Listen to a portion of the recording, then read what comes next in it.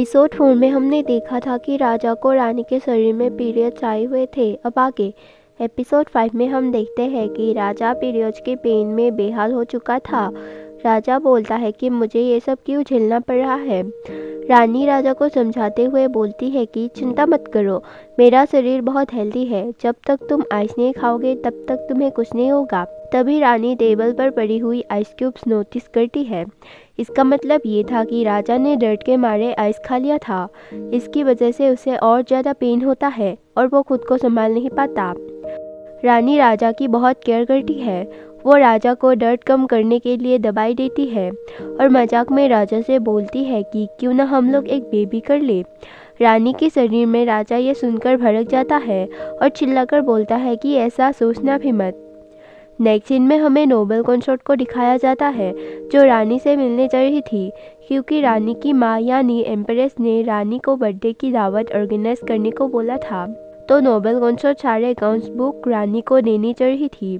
वो रानी का मजाक उड़ाते हुए बाकी कंसोर्ट को बोलती है कि रानी अगले साल तक भी इतने सारे अकाउंट्स फिनिश नहीं कर पाएगी। मतलब रानी की उस पैलेस पर कोई भी इज्जत ही नहीं करता था, कोई भी उसे कुछ भी बोल देता था। नोबल कंसोर्ट रानी के क्वार्टर पर जाती है और उसे सारे अकाउंट्स बुक देकर बोलती है कि अगर अब कहे तो मैं सारे काम कर दूंगी, वैसे भी आप इतना सब कुछ अकेले कर नहीं पाएंगी। ये सुनकर रानी के शरीर में राजा बड़े ही अंदाज के साथ अकाउंट्स बुक चेक करने लगता है। राजा यानी रानी के कॉन्फिडेंस देखकर नोबल कंसोर्ट हैरान होती है। राजा अकाउंट्स बुक खोलते ही बहुत गुस्सा होता है और अकाउंट्स बुक नोबल कंसोर्ट के मुंह पर फेंक कर बोलता है कि ये सब क्या है। नोबल कंसोर्ट को अभी भी अकल नहीं आई थी। वो मन में सोचती है कि रानी तो अकाउंट्स पढ़ना नहीं जानती। वो बड़े ही कॉन्फिडेंस के साथ राजा को ही बेवकूफ़ बनाने की कोशिश करते हुए बोलती है, दावत बनाने वाले सर्वेंट्स को काम पर रखने में सारे पैसे ख़त्म हो गए। तो राजा पूछता है कि क्या उन्हें उनकी सैलरी टाइम पर दी जाती है।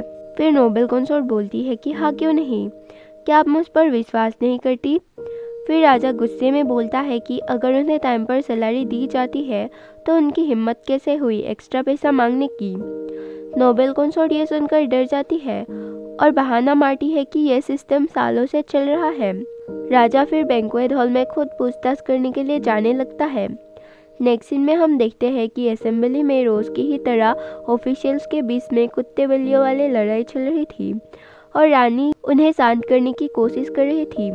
राजा के चीफ सेक्रेटरी रानी की कान में राजा और नोबल कंसोर्ट की लड़ाई के बारे में और राजा के बैंक्वेट हॉल में जाने के बारे में बताता है। नेक्स्ट सीन में हम देखते हैं कि राजा बैंक्वेट हॉल में पहुंच गया था। उस हॉल की हालत देखकर उसे बहुत गुस्सा आता है। वो सर्वेंट्स को बुलाकर बोलता है कि 3 दिन पहले ही डेकोरेशन के सारे सामान मंगाए गए थे, पर इस रूम में तो डेकोरेशन के नामो निशान तक नहीं है। फिर एक सर्वेंट आगे आकर बोलता है कि यह रूम बहुत बड़ा है, इसे साफ करने में बहुत दिन लगेंगे। राजा बोलता है कि तो तुम्हें ज़्यादा सर्वेंट्स काम पर रखनी चाहिए। तो वो सर्वेंट बोलता है कि सर्वेंट्स ज़्यादा मेहनत करने को तैयार नहीं है। फिर राजा गुस्से में बोलता है कि क्या सर्वेंट्स की मर्जी से सारे काम चलेंगे। फिर एक लेडी सर्वेंट आगे आकर बोलने लगती है कि हम सिर्फ नोबल कंसोर्ट के ऑर्डर पर ही काम करते हैं। ये सुनकर राजा बहुत गुस्सा होता है, क्योंकि उन्हें रानी से बात करने की कोई भी तमीज़ ही नहीं थी और राजा उसे जेल में कैद करने का ऑर्डर देता है। ये सुनकर वो लेडी सर्वेंट डरते हुए नोबल कंसोर्ट की ओर देखती है। फिर एक कंसोर्ट आगे आकर बोलती है कि ये सर्वेंट्स पहले एम्प्रेस को सर्व करते थे। ये सुनकर राजा और गुस्सा होता है और बोलता है कि क्या तुम्हें लगता है कि मैं एम्प्रेस से डर जाऊंगी। राजा का गुस्सा देखकर सारे डर जाते हैं और कोई भी कुछ भी बोल नहीं पाता। तभी रानी वहाँ चीफ सेक्रेटरी के साथ आती है और राजा का गुस्सा देखकर मन में सोचती है कि राजा पीरियड्स के टाइम कितने डरावने लग रहे हैं। और वो और चीफ सेक्रेटरी चुपके से वहाँ से भागने की कोशिश करते हैं, पर नोबल कंसोर्ट उन्हें देख लेती है और सभी रानी को घेर लेते हैं। रानी राजा के डर से सबको राजा की बात मानने को बोलकर राजा के पीछे पीछे वहाँ से चली जाती है। नेक्स्ट सीन में हम देखते हैं कि राजा और रानी तालाब के किनारे बैठे होते हैं और राजा रानी से पूछती है कि सारे अकाउंट्स गलत है, तुम कैसे उन्हें संभालती थी।